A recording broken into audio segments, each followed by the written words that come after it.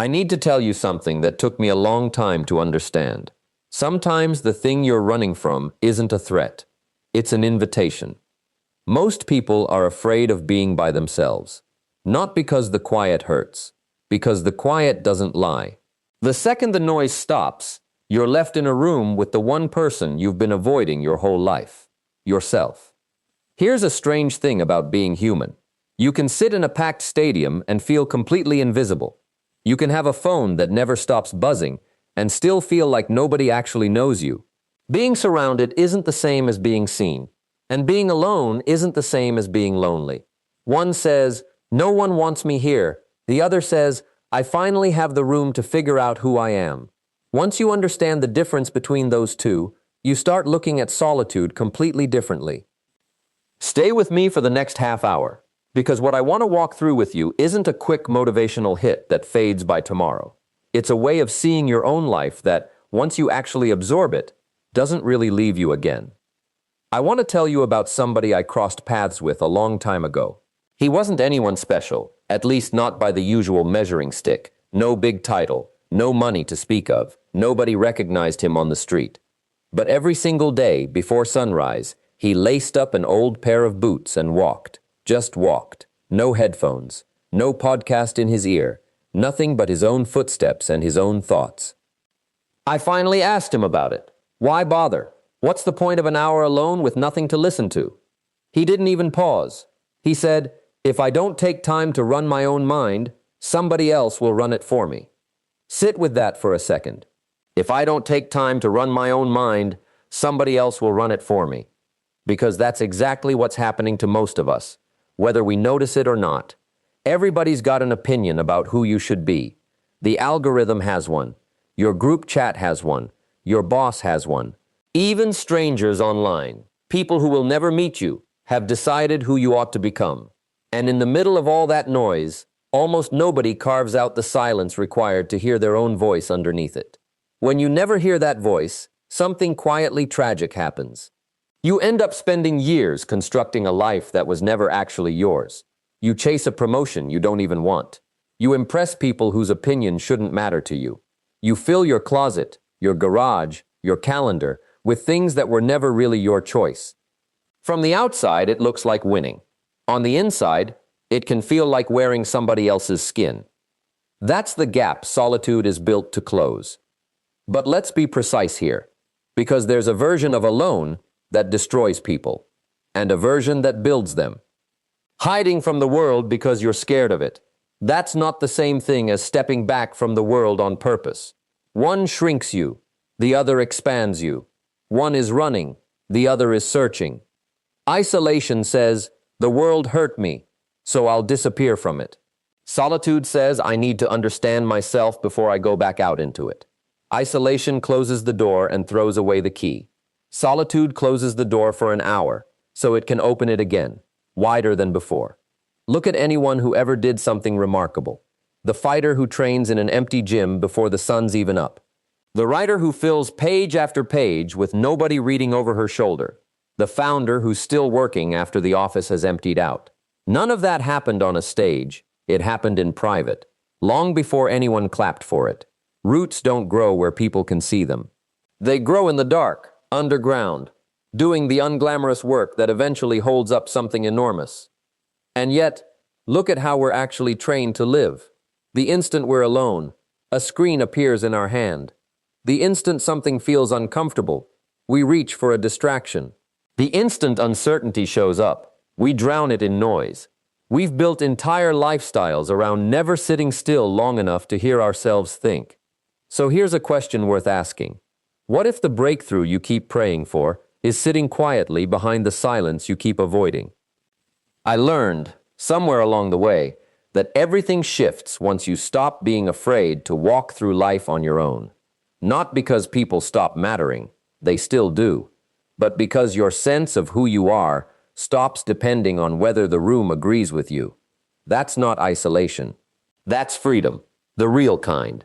Picture this, waking up and not needing a single person to sign off on your decisions, chasing something nobody else can quite see yet, showing up for your own goals, even when there's no applause, no audience, nobody checking in. That's not a personality trait you're born with. That's something forged, and it's forged in the quiet. Let's talk for a moment about what actually happens inside your body and your mind when you finally stop filling every gap with noise. There's a reason that silence feels almost unbearable for the first few minutes. Your nervous system has been trained for years to expect constant input. A notification, a sound, a scroll, something. Take that away, and your mind doesn't relax right away. It panics a little. It reaches for the phone that isn't there. It searches for something to fix its attention on. That panic isn't a sign that something is wrong with you. It's a sign of how loud your life has actually been. Give it a few more minutes, though, and something shifts. The reaching slows down. The mind, with nothing left to grab onto, starts doing what it was actually built to do. It starts processing, sorting, connecting things you didn't even realize were related. That's the part most people never reach, because they give up right when the discomfort peaks, right before the clarity arrives. I once heard about a woman with an unremarkable job and an unremarkable paycheck. Nothing about her circumstances stood out. What stood out was what she did with her evenings. While most people were unwinding in front of a screen, she spent 2 hours a night, alone, building a skill nobody had asked her to build. No audience, no likes, no one keeping score but her. Months turned into years. And the thing about consistency is it doesn't care how invisible it feels in the moment. It compounds anyway. Eventually, she switched careers entirely. Her income changed. Then she started teaching other people what she'd taught herself. People called it luck. They saw the harvest and assumed it had appeared out of nowhere. What they didn't see were the quiet evenings, the empty house, the hours nobody clapped for. The world only ever sees the finished crop. It almost never sees the planting. Here's something else solitude does that doesn't get talked about enough. It doesn't just build your discipline, it sharpens your judgment. When you're always surrounded by chatter, your opinions start to feel borrowed. You react instead of think. You get swept up by whoever's shouting the loudest. But step away from the noise, and something settles. Think of a glass of water with sediment stirred up in it. Keep shaking it, and it stays cloudy forever. Set it down, leave it alone, and eventually everything sinks, and the water turns clear. Your mind isn't all that different. A lot of people don't need more advice. They need more stillness. They've already heard the answer. They just haven't given it room to land. That's why something as simple as a walk, with nowhere in particular to go, can quietly become one of the most powerful tools you own. No destination, no agenda. Just motion and thought. Something happens when the legs move and the mind finally exhales. Problems that felt impossible an hour ago start to look like puzzles instead, because wisdom rarely shouts. It tends to whisper, and whispers don't survive in a crowded room. So let me ask you something direct. When's the last time you sat with absolutely nothing? No phone in your hand, no show playing in the background, no music filling the silence, just you and your own thoughts. If that question makes you a little uneasy, that's worth noticing, because if you can't sit comfortably with yourself for 10 minutes, how exactly are you supposed to build a life you actually want to live in? The relationship you have with yourself sets the ceiling for every other relationship you'll ever have, and solitude is where that relationship gets repaired.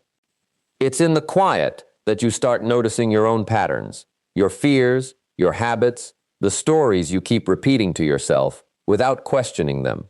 And once you can actually see those things clearly, you can finally start changing them. You can't fix what you've never let yourself look at. I want to talk about something that almost nobody admits out loud, which is that a lot of us are quietly addicted to other people's validation, and we don't even notice it because it's dressed up as ordinary social behavior. Checking how a message landed, refreshing to see who reacted, adjusting an opinion slightly because of how a room responded to it. None of that feels dramatic in the moment. It feels like normal life. But stacked up over months and years, it means you've quietly outsourced the steering wheel of your own identity to whoever happens to be in the room with you. Solitude is the only place that habit gets interrupted. Because in solitude, There's no room to read. There's no reaction to manage. There's just you, deciding, for once, without an audience watching you decide. There's a harder truth buried in all of this too. Sometimes growth requires distance, not because the people around you are bad people, but because environment shapes identity, whether you want it to or not. Plant something in poor soil, and it struggles, no matter how much potential it had. Plant it somewhere it can actually breathe, and it grows. Your mind works under the same rules. Some environments keep reinforcing the smaller version of you, and eventually, growing means stepping outside of them, even briefly, even just to hear your own thoughts without interference. I think about a man I once heard described, stuck in a loop that repeated itself for years. Wake up, work, complain, sleep, repeat. Nothing ever shifted. Then one day, he changed exactly one thing. 30 minutes alone, each morning, just thinking about where his life was actually headed. That's it. No system, no secret, just 30 minutes of honest reflection. At first, nothing seemed different. Then ideas started showing up on paper. Then goals. Then he started noticing doors he'd walked past for years without seeing them. Then he started walking through them. Clarity came first. Everything else followed it. Most people try to fix their results without ever touching their thinking, and that's backwards, because results are downstream of thought. Change how you think, and your decisions shift. Change your decisions, and your actions shift. Change your actions long enough, and you've changed your entire future. Solitude is the door into step one, your own mind. How many people never become who they could have been simply because they never gave themselves the room to find out? Not because they lacked the ability, because distraction became the default setting of their life. And distraction is expensive, not in money, in time you don't get back, in versions of yourself you never got to meet. That's why this kind of solitude isn't an indulgence. It's maintenance. It's the training ground for the parts of you nobody else can build for you. Your character, your discipline, your sense of self. And the strange thing is, once you start practicing it regularly, your confidence shifts in a way that has nothing to do with anyone clapping for you. It shifts because you actually know yourself now. Let me tell you about a young man I heard about once, who spent most of his early 20s adjusting himself to fit whatever room he walked into. Different opinions for different friend groups. Different humor depending on who was laughing. He wasn't dishonest, exactly.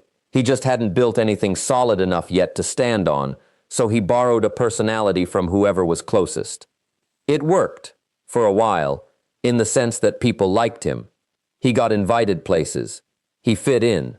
But somewhere in there, he noticed he couldn't actually answer a simple question anymore. What do you think? Not what do your friends think? Not what's the popular opinion? What do you think? And he realized, with a kind of quiet horror, that he didn't know. So he started doing something uncomfortable. He started spending time by himself on purpose, not punishing himself, just sitting with his own thoughts long enough to find out what was actually his. The first few weeks were strange. It felt like meeting a stranger. But slowly, underneath all the borrowed opinions, something steadier started to surface. His own values, his own taste, his own sense of right and wrong that didn't depend on a group vote. And once that happened, his confidence changed in a way that had nothing to do with how many people approved of him. Because real confidence was never about being liked. It's about being aligned with your own values, your own standards, the version of yourself you actually respect when nobody's grading you. Here's what most people get wrong about confidence in general. They think it's built by avoiding hard things. It's actually built by surviving them. Every promise you make to yourself and keep adds a brick. Every time you do the hard thing with nobody watching, you've proven something to the only person whose opinion truly determines your future, yourself. And almost all of those moments happen alone. Nobody records them. Nobody applauds. But they're the entire foundation underneath everything visible later. Think about the people you've actually admired in your life. A teacher, a parent, somebody who coached you through something hard. What made them stand out usually wasn't perfection. It was consistency. The simple, unglamorous ability to keep showing up day after day, whether or not the day felt good. That kind of steadiness doesn't get handed to you. It gets built, slowly, in the hours nobody else witnesses. And here's something worth understanding about emotions, because this trips a lot of people up. Some mornings you'll wake up motivated. Some mornings you won't. Some days everything feels possible. Other days getting out of bed feels like the entire task. People who build extraordinary lives have figured out something that most people miss. Feelings are visitors. They show up, they leave, they show up again later in a different mood entirely. Principles, though, are residents. They stay. And if your life is built on how you feel that morning, you'll be inconsistent by design, because feelings were never built to be reliable.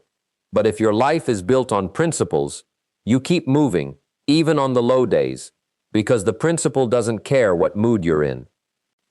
Picture two people starting from the exact same place, same age, same resources, same starting line. One spends their days reacting to the news, to whatever's trending, to whatever criticism landed in their inbox that morning. The other spends time reflecting, thinking, adjusting, learning quietly in the background. 5 years pass, then 10. Do you really believe those two lives still look anything alike? Of course not. Reflection creates direction, and direction is what makes effort actually count for something. Without it, hard work scatters in 100 directions and goes nowhere in particular. With it, the same amount of effort becomes a force. I want to pause here and talk about something practical, because it's easy to nod along with an idea like this and still never actually do it. So let's get specific. What does intentional solitude actually look like, day to day, for an ordinary person with an ordinary schedule? It doesn't require a cabin in the woods. It doesn't require quitting your job or disappearing for a month. Most of the time, it's smaller than people expect. It might be 15 minutes before everyone else in the house wakes up, sitting with a cup of something warm and no phone in reach. It might be the last 20 minutes before bed, a notebook instead of a screen, writing down whatever's actually on your mind instead of scrolling somebody else's. It might be a walk around the block at lunch, alone, no calls, no music, just noticing your own thoughts for once, instead of running from them. The form matters far less than the intention behind it. The goal isn't to disappear from your life. It's to stop disappearing from yourself. And here's the part almost nobody warns you about. Sitting in silence exposes things. It exposes the fear you've been outrunning, the insecurity you've been covering up, the procrastination you've justified 100 different ways. But here's the good news buried inside that discomfort. Whatever gets exposed can also be healed. You just can't heal what you refuse to look at first. I went through a stretch myself where nothing seemed to be working. Plans stalled. Goals felt impossibly far away. My instinct was to go look for more information, more advice, more outside opinions. But eventually, I realized the problem wasn't a lack of information at all. It was a lack of clarity. So I started carving out time, alone, every day. Not trying to solve everything in one sitting, just thinking, listening, watching my own mind work. The fog didn't lift because my circumstances suddenly changed. It lifted because my perspective did, and perspective is everything. Two people can face the exact same setback and walk away with completely different stories. One sees a wall, the other sees a doorway nobody had opened yet. What you decide to see determines what you do next. There's also something solitude teaches you about pain that nothing else really can. Pain is going to show up in every life, no exceptions. Loss, failure, disappointment. None of that is optional. But there's a second kind of suffering that is optional, and it's the one that hurts longest: regret. Regret isn't about what happened to you. It's about what you never gave yourself the chance to attempt. It's standing 20 years from now, looking back, and wondering what might have been different if you'd actually believed in the quieter, harder version of yourself, instead of the easier, louder distractions. Solitude has a way of confronting you with that possibility early, while there's still time to do something about it. Because when you're alone long enough, your excuses start sounding thinner. You start noticing how often you've blamed timing, or luck, or other people for things that were actually within your control the whole time. And eventually, a harder truth settles in. Taking responsibility for your life isn't a burden. It's the only real form of power available to you. The moment you stop blaming, you start building. Builders create futures. Everyone else creates explanations for why the future didn't happen. I once heard an older mentor put it simply. He said, your life improves when your standards improve. Not your wishes, not your intentions, your standards. Because standards quietly shape behavior. Behavior shapes outcomes, and outcomes shape the entire direction of a life. And solitude is where you actually get to examine your own standards honestly, without an audience to perform for. When nobody's watching, what do you let slide? When nobody's checking, how disciplined are you really? Those answers, the ones you only give yourself in private, are the ones that actually determine where your life ends up. There's a kind of cultural obsession right now with the visible parts of success. Everybody wants the result. Almost nobody wants the process that actually produces it. Everybody wants the confidence. Hardly anyone wants the unglamorous habits that slowly build it. Everybody admires the mountain. Almost nobody wants the long, boring climb required to reach it. But solitude is where you learn to actually love the climb itself, the daily repetition, the accumulation of small disciplined choices that nobody's keeping score of but you. Think about bamboo for a second. For years after it's planted, it looks like absolutely nothing is happening above the surface. No visible growth. Nothing impressive to point to. But underground, the root system is spreading out, quietly, patiently, for years.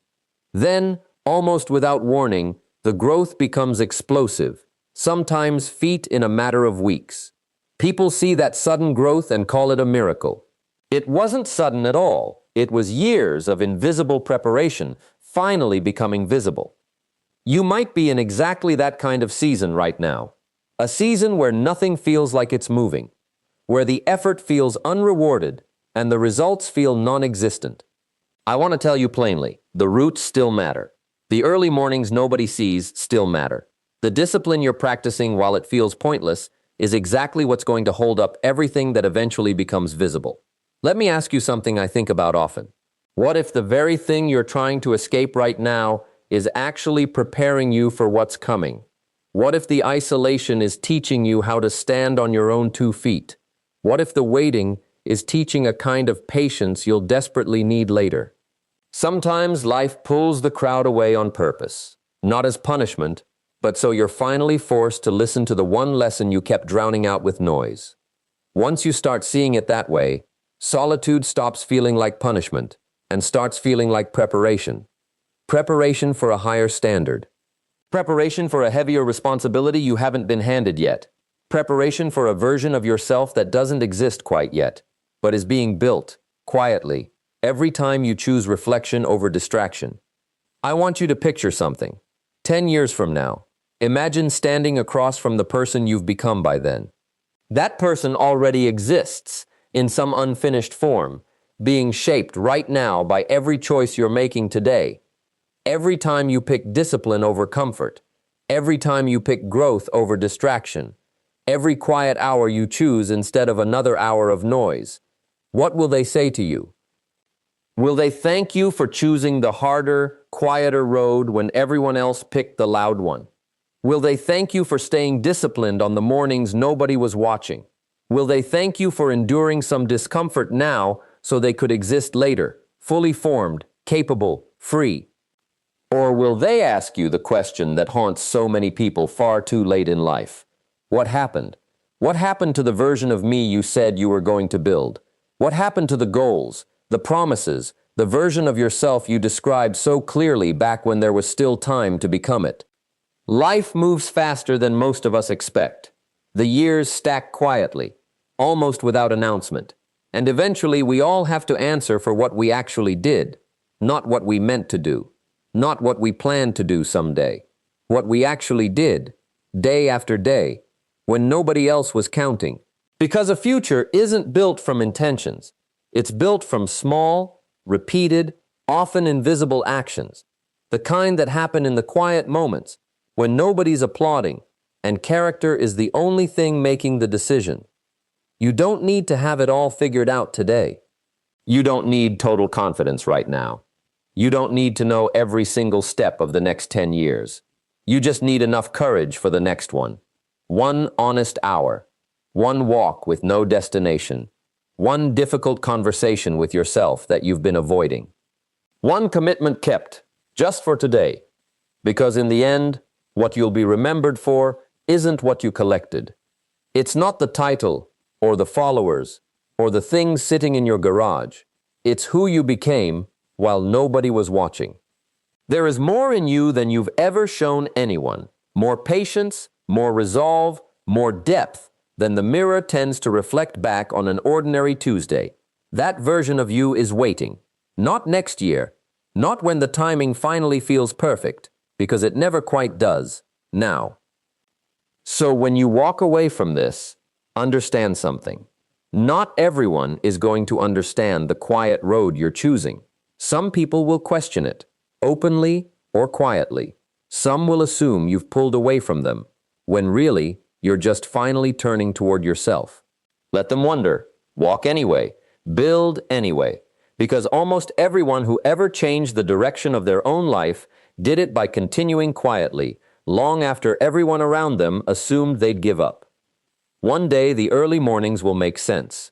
One day the solitary walks will make sense. One day, looking back, you'll realize the seasons that felt the loneliest at the time were actually the seasons doing the most to build you into someone capable of carrying what came next.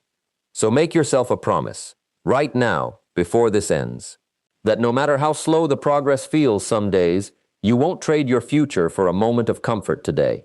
That you'll keep showing up, especially when nobody's counting, especially when nobody's watching, especially when the only person who would ever know you skipped it is you. Your story isn't finished. Whatever chapter you're in right now isn't the final one, even if it feels heavy or uncertain or quiet in a way you didn't expect. The strongest chapter hasn't been written yet. It's waiting for you, patiently, on the other side of the silence you've spent so long trying to avoid. Start there. Start today. Not with some dramatic, sweeping change. Just with 10 quiet minutes, alone, with your own thoughts. The next time the noise gets loud enough to make you want to reach for a distraction. That's all it takes to begin. The rest builds from there, one quiet choice after another, until one day you look up and realize the life you were avoiding building yourself has finally started to take shape.